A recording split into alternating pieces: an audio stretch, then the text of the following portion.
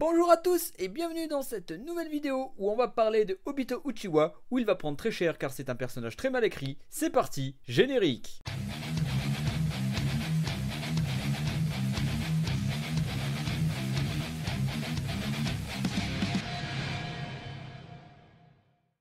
Ah, Obito, on va parler de toi et ça va faire très mal.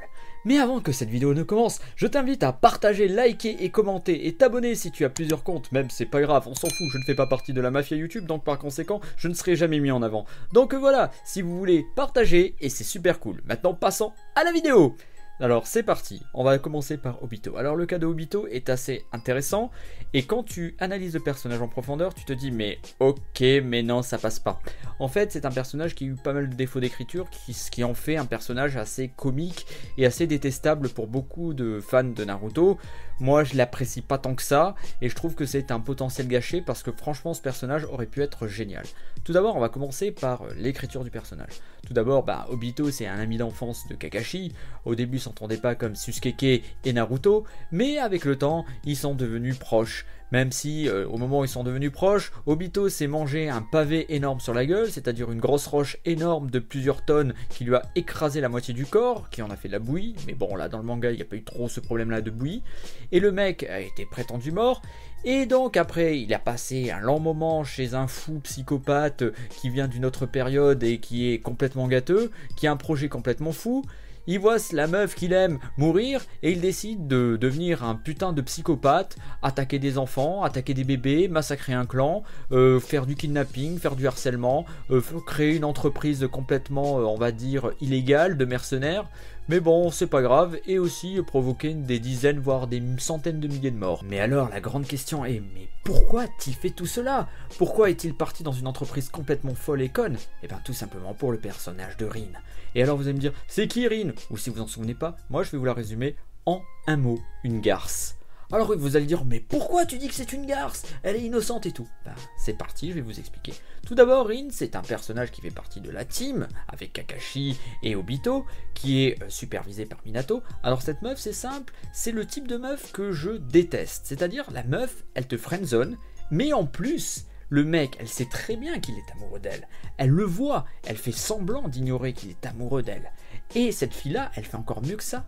Elle va le troubler, c'est-à-dire que elle va d'un côté lui montrer qu'il a aucune chance, qu'elle a des yeux que pour son pote, qu'elle veut son pote et qu'elle en a rien à foutre, c'est-à-dire Kakashi. Et d'un autre côté, elle lui fait des sous-entendus, elle lui dit « je suis là pour ton rêve, on va être ensemble pour ton rêve, blablabla ». Elle lui fait des sous-entendus. Et donc le mec, il a le chaud et le froid. Et le mec, il est complètement perdu. En plus, Obito est un stalker. Je suis désolé de le dire, c'est le mec qui va coller la meuf. Il sait très bien qu'il a aucune chance, mais il se dit avec l'usure peut-être qu'elle craquera. Bon je te le dis tout de suite Obito, tu t'es pris la pierre dans la tête, elle a pleuré 30 secondes, et elle t'a zappé, et elle est repartie pour d'autres aventures avec Kakashi. Mais alors, tu te diras, ouais, le friendzone et tout, il avait qu'à pas forcer et tout, et c'est une mauvaise écriture de la part de Kishimoto qui est nul en relation. Ça c'est sûr que Kishimoto, il le dit lui-même dans les interviews qu'il est mauvais dans tout ce qui est relation amoureuse. D'ailleurs, ça a été très dur pour lui de faire The Last. Mais le pire dans tout ça, c'est que quand Obito meurt, vous savez, quand il redevient ado et que Rin l'attend dans l'au-delà, elle lui fait gentiment « Ah t'as fait tout ça pour moi, c'est trop bien !» Elle l'a pas dit comme ça, mais elle te fait « Oh, j'ai vu tout ce que tu as fait, oh, voilà, blablabla. » Mais putain, il a commis des choses atroces pour toi.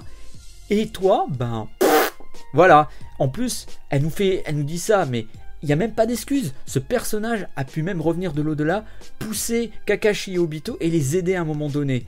Alors vous n'allez pas me dire qu'elle aurait pas pu faire une apparition avant, vu qu'elle avait la possibilité à ce moment-là. Donc vous pouvez me dire tout ce que vous voulez en commentaire, mais pour moi Rin est un très mauvais personnage et c'est une biatch. Je suis désolé, mais voilà, elle est encore pire que Sakura. Et moins pire que Kaguya. Bon, il faut pas non plus exagérer. Et en plus, alors vous allez me dire, ouais mais je sors ma carte piège. En effet, les Uchiwa ont des problèmes psychiatriques. C'est un clan qui, dès qu'ils ont de fortes émotions, ils deviennent complètement fous. Alors déjà, ça nique complètement la logique du manga, parce que s'il y avait un clan qui avait que des problèmes comme ça, le clan se serait autodétruit depuis belle lurette. Mais encore mieux, c'est que, on va remettre les choses en point. Alors, les 3 personnes qui ont vraiment pété le plan quand on sait dans l'histoire. La première personne en date, c'était Madara Uchiwa et c'est tous ses frères, et il a subi la guerre, il en pouvait plus, il lui restait qu'un frère et c'était un amour réciproque entre frères. Donc il perd son frère dans des conditions atroces et donc c'est vrai que ça le fait péter les plombs. Donc lui, ok. Sasuke Uchiwa, il a eu en plus le droit, le luxe de voir plein de cadavres partout. En plus, il était gamin et son frère lui a balancé un bon gros doujutsu pour revoir la scène bien violente en boucle, pour bien le traumatiser. Donc tu comprends que le mec, il a un petit peu la haine et qu'en plus, il découvre que le monde est complètement perdu et pourri, donc il pète un câble. Lui, il pète un câble pour une meuf qu'il a friendzoné, qui n'en a rien à foutre de lui. Elle l'apprécie sans plus, quoi. C'est une pote, c'est une amie, voilà, mais il n'y a rien d'autre. Et le mec, au lieu de se dire, bon, je vais essayer de trouver des solutions et tout, non, il pète complètement les plombs et il te fait que des choses atroces. Et en plus, on va aller plus loin parce que ce personnage, il est encore écrit avec le zob complet. C'est le plan de l'œil de la lune, le genjutsu ultime. Alors, déjà, c'est un mec du clan Uchiwa, donc le genjutsu, c'est un peu comme faire du vélo chez eux, quoi. C'est ultra fastoche.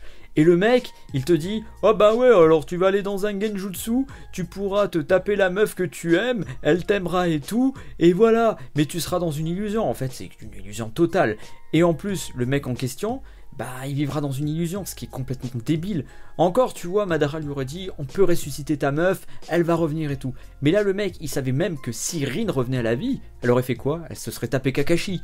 Donc le mec, pour vivre son rêve de stalker, il a décidé de faire, ah bah ouais, tiens, je vais aller dans un rêve où là, elle sera qu'à moi. Ok, donc mec, t'es un stalker et en plus, t'as des perversions cachées. Alors après, les gens vont me dire, ouais, mais t'as rien compris à Naruto, t'es qu'un con et tout. Bah, prouvez-moi le contraire, parce que moi, au niveau de l'écriture, c'est comme ça. Je me suis retapé plusieurs fois Naruto, à chaque fois, je l'ai compris comme ça, et beaucoup de gens l'ont compris comme ça. Et enfin, pour Obito, bah, c'est un pantin, hein. Il faut dire les choses comme elles sont. Ce mec-là, il s'est fait manipuler par un manipulateur qui s'est fait manipuler, ainsi de suite. Le mec, il a fait que de la merde, il a commis des choses atroces. Le mec, il a pas cherché une seconde à aller revoir les gens. Il s'est fait un Dark Sasuke puissance 10 000. Les gens se plaignent de Sasuke. Mais Obito, c'est le pire. C'est la fusion de Naruto et Sasuke avec les pires éléments de chacun des personnages. Le côté stalker de Naruto avec Sakura. Et le côté dark. Ouais, le monde, il est pourri parce que la meuf qui n'en avait rien à foutre de moi est morte. Ah ouais, je vais tout détruire pour aller dans un rêve où je vais m'amuser. Mais ouais, mais mec, je sais pas, y avait pas des bordels à Konoha? T'aurais pas pu te taper d'autres nanas, ça t'aurait ouvert l'esprit, mec. T'aurais eu une autre vision, tu te serais dit, oh bah, voilà. Comme quoi, moralité pour Obito, tremper son biscuit, des fois ça fait du bien. Et enfin, avant de finir, le mec, 30 minutes avant, il a commis un massacre pas possible, il a tué Neji, il a tué plein de personnages, et d'un coup il fait « Oh bah maintenant je change de côté, je suis redevenu gentil, je suis redevenu pur et chaste, tous mes crimes sont pardonnés. » Mais mec, c'est pas comme ça que ça marche hein, dans le monde. Hein. Je sais bien que dans Naruto, les moralités de Naruto sont très douteuses et même foireuses. Et d'ailleurs je l'exploserai dans une autre vidéo, mais tu peux pas changer comme ça de camp facilement, et que les gens t'acceptent et soient tristes même pour ta mort. T'es un salaud, tu restes un salaud, même si à la fin tu as épongé les choses, tes crimes ne peuvent pas être pardonnés. Mais bon, ça c'est mon avis.